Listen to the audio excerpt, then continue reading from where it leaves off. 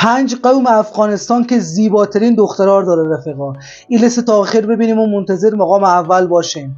پنجم ازبکای عزیز ما، دخترای ازبک ما واقعا زیبایند و یکی از خاص‌ترین نسل‌ها و نژادهای دنیا هستند. چهارم قوم ترکمن عزیز ما رفقا. قوم ترکمن عزیز ما واقعا دخترای زیبا و مقبول داره و از همه مهمتری که فاکتورهای صورت از اینا جذابیت‌های خیلی خیلی خاصه داره. سوم قوم پشتون دوست داشتنی ما، دخترای پشتون ما هم جزء زیباترین و خاص‌ترین دخترای جهانن و جزء خاص‌ترین زیباترین دخترای افغانستان هم هستن که 100% بگه. دوم تاجیکای دوست داشتنی ما، قوم تاجیک ما واقعا دخترای زیبایی داره، دخترای با غیرت، زیبا، با شرف و با شخصیت داره.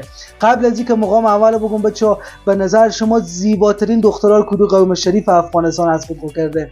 مقام اول بین 5 قومی که زیباترین دخترای افغانستان داره قوم شریف هزاره مانه که زیباترین دخترها و بهترین و مقبولترین دخترها رو داره. این آمار بچه‌ها مجله CQ نشر کرده. مجله CQ یکی از مجله‌ایه که به مدل‌ها رأی میده و همیشه و همه ساله فاکتورهای زیبایی پخش میکنه و امسال به قوم‌های افغانستان رأی داده و این پخش کرده. میتونیم داخل اینترنت سرچ کنیم اگه می‌خواستیم بیشتر بخونیم درباره از این.